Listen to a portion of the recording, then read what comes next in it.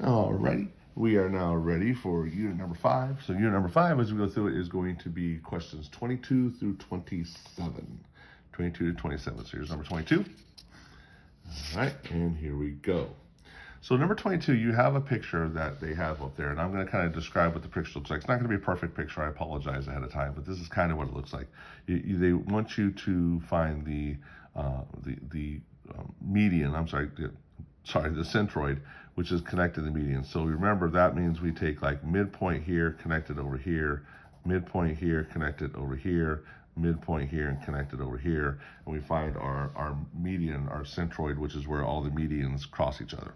So the work on this one is the following. I need to find the median of each of the sides, right? So our triangle went like, DEG or something like that. I'm going to go D and then E and then G. So over here on this one, I had to find the median of DE. Well, don't forget our midpoint, right? Because we're trying, I keep saying the median. I want to find the midpoint.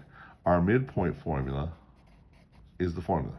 Is following. X1 plus X2 over 2, comma, Y1, Y2 over 2, okay? Because we're trying to find a point, a location.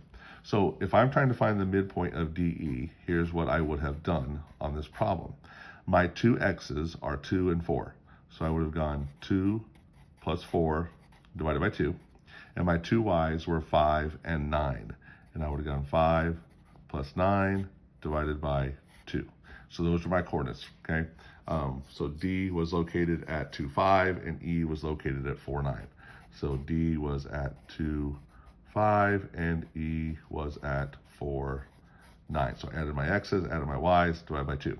So the midpoint for DE is 2 plus 4 is 6. 6 divided by 2 is 3, right? And this is 14 divided by 2 is 7. I would take this point and I would connect that. So I would draw a line, right, to point G. Then I'm going to do the same thing with the other 2 points. So I'm going to come over here. So for EG, okay, EG, E is located at 4, 9, and G is located at 6, 1. So for my midpoint formula, I'm going to go 4 plus 6 over 2, comma, plus 9 plus 1 over 2. My midpoint is at 5, 5, because 4 plus 6 is 10, 10 divided by 2 is 5, 9 plus 1 is 10, 10 divided by 2 is 5. And I'm going to connect that to point G. To point D. And then the last one is I'm going to do DG, okay? Now, DG, DG, D is located at 2, 5, and G was located at, what was it? 6, 1? Yeah, 6, 1. Sorry about that. So for my midpoint, I'm going to go 2 plus 6 divided by 2. And I'm going to go 5 plus 1 divided by 2. This is going to give me 4, because 2 plus 6 is 8. 8 divided by 2 is 4. And this is going to give me 3. So 4, 3. And I'm going to connect that to point E. And when all of those cross each other, right, you get all your lines crossing each other, so your connection's over here, then the point that's going to be your actual answer, the location where they're all going to cross, this point right here, right, at the end, is going to be located at 4, 5. And that's going to be our final location, our final answer, and that's where you'll put that point on the graph. Okay. Next question, question 23. Okay, so for question 23, they are wanting you to find them, they're telling you that QT and QR are medians. Now, remember, when medians cross, those give us our, those give us our circumcenter. Sorry about that. I'm sorry, I take that back. It gives us our centroid. We just did the one above. Centroid. I got mixed up. It gives us our centroid. So, but something happens special when we have that centroid, and you may remember, and I'm going to try and write this. I'm going to kind of write this over here to the side, so gives ourselves a little room. It tells us the following, that TG, right, TG is equal to half of GQ, okay? Or 2 TGs is equal to GQ, okay? That means this part right here is half of this length, right? Or it's 1/3 of the whole side. We also know that UG is equal to half of GR, or 2 UGs is equal to a GR. Again, this is half of this, or this is 1/3 of the whole length, right? Now, what information do they give us? They want us to determine GT if QT if GT is 2 feet. So they want us to find this length right here if this length is 2. Well, I'm going to use this one because I don't want to use fractions. So remember, we put 2 TGs is equal to a Q or GQ or QG, okay? Well, they gave me TG. TG is 2. So 2 times 2 equals GQ. And so GQ, okay, is equal to 4. GQ is equal to 4. All right, and they want us to determine GT all the way across. Well, if this is 4 and this is 2, then 4 plus 2 gives me a grand total of 6. So my whole length all the way across is 6. Right. Next question is number 24.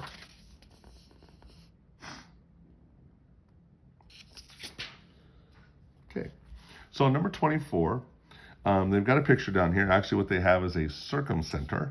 All right, they've taken the perpendicular bisectors. So you know you got bisector, perpendicular, bisector, perpendicular, bisector, perpendicular, and those are all perpendicular bisectors. So this is our circumcenter. We'll talk about what that means in just a minute. But in order to do this, well, we can talk about it now. If you have the circumcenter, right? So I'm going to put that word up here. Circumcenter is point Q. Here's what that means. Here's what that tells us. From the circumcenter out to the vertices are all equal, okay? So that means QR is congruent to QS, and that is also congruent to QT. Those are all the same lengths, right? They want us to find QT. They want us to find this length right here. This is the length that we're looking for, right? This length right here. Put a little X right there, right? That's the length we're looking for. Now, here's the deal though. Look at the information they give us. They give us that VQ right here is 8. And they give us that VS right here is 6, okay? Now, you should see, sorry, just a second here. You should see that we have a nice right triangle right here, right? Got myself a right triangle, okay? I'm gonna redraw that right triangle off to the side over here real quick, because for me, it helps me if I have like a different picture to look at. So I'm gonna kind of sketch it so it goes like this, right? I'm just gonna draw just kind of exactly what it has. So it's got the same thing, right angles here. This is 8, this is 6, and this is QS right here, QS. If I can find this QS, I'll call it Y right now because we already used X over here. If I can find QS, I know from up here that QS is equal to QT. So if I find QS, I'll know QT, and that's what I'm actually looking for. Well, it's a right triangle, Pythagorean theorem. So I'm just going to go my 6 squared plus my 8 squared equals, now remember the Y is the hypotenuse, so that's my Y squared.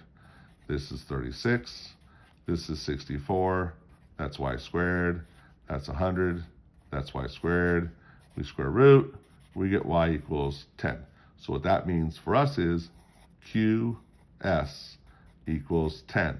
Well, if QS equals 10 and QS is equal to QT, then QT or TQ is equal to 10. Okay? Next question, question number 25. 25. All right. For question number 25, they are showing you that using the picture below, it says find the perimeter of X, Y, Z. Again, we have perpendicular bisectors, so this is a circumcenter. It's just like the one we just did up here, okay, very similar. However, they've given us some markings. So these are perpendicular bisectors. So if this is 15, we know that this is also 15. If this one is 14, we know this one is also 14. And inside this triangle right here, right, if we look right here, I'm going to highlight it. We got this side right here, which is 15. This side is 9. And I'm going to use that to find this measurement right here. Okay. So again, I draw myself a little representative triangle over here off to the side. Got a little like this.